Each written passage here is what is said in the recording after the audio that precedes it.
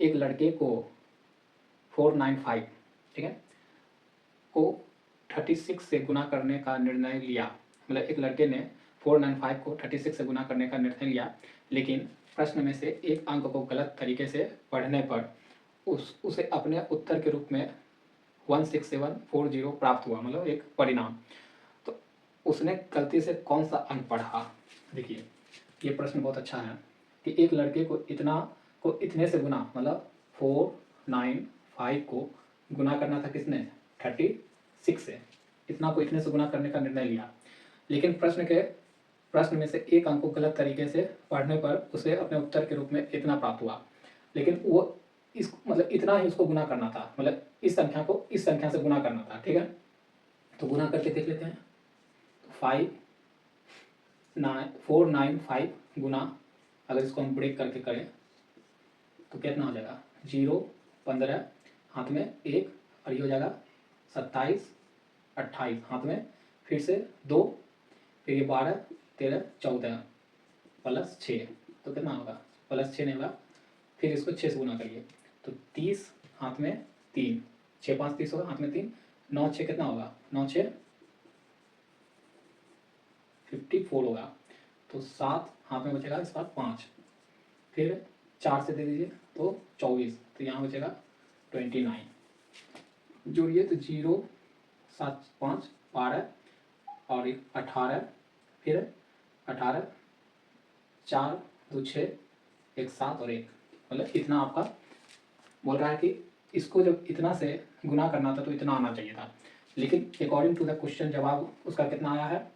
16740 आया। वो उसको आया है क्या?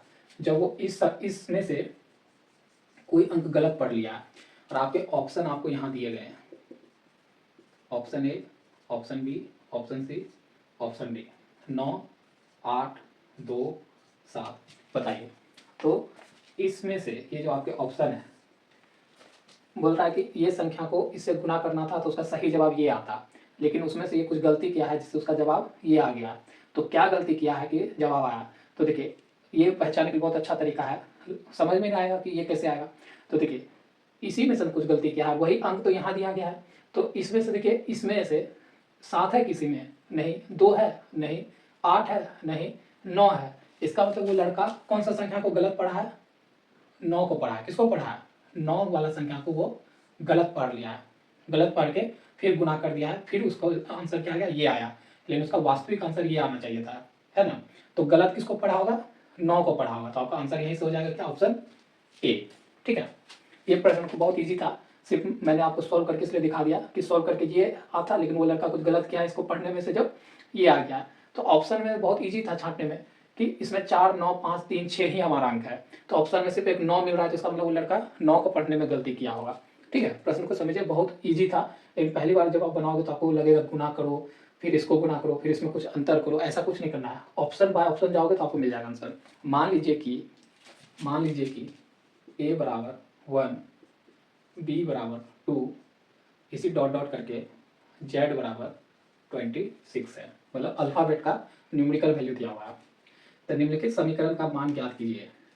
एक समीकरण आपको दिया गया यहाँ पर, समीकरण क्या दिया हुआ है कि i का स्क्वायर माइनस c का स्क्वायर गुना p बार r और प्लस 8, ठीक है, और ये ब्रैकेट में बंद है।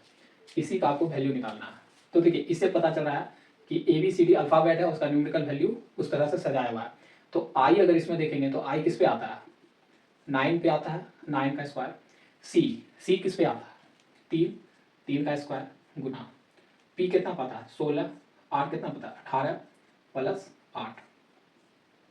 तो इसका करोगे तो 81 माइनस ये करोगे 9, ये करोगे 16, 8, 18 प्लस 8।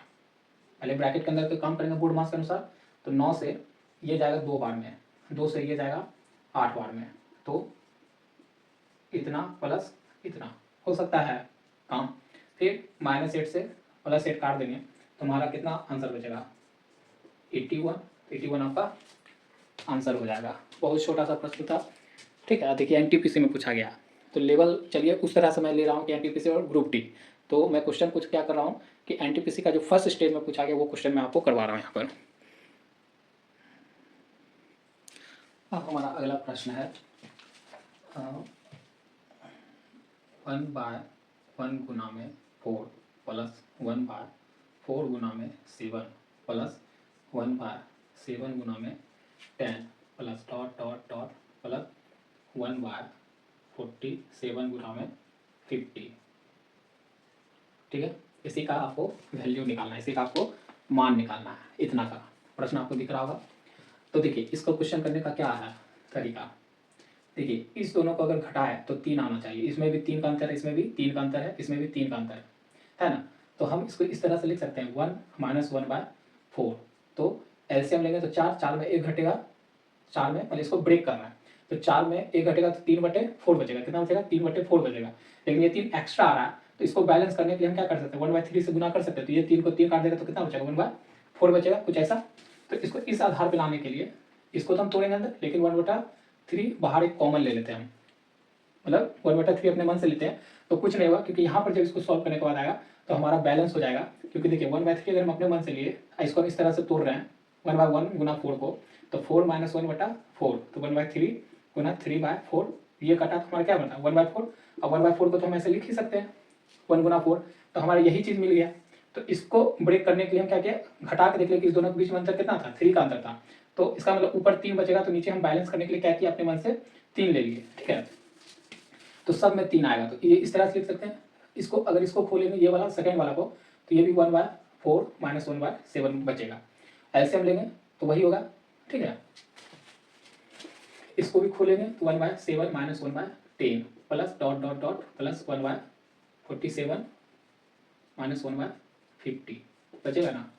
फिर देखिए, तो देखिए ये इसको काटेगा, ये इसको काटेगा, ये इसको काटेगा, ऐसे काटते काटते ये इसको काट देगा। तो हमारा अंदर बचेगा 1 - 1/50 बचेगा। तो 1/3 गुना में एलसीएम लेंगे तो 50 में -1, तो 1/3 गुना में 49, 50 करेंगे गुना 49, इस दोनों को गुना करेंगे तो 150। तो आपका ऑप्शन देख लीजिएगा, ऑप्शन सी या कुछ होगा, तो वो आपका आंसर हो गया।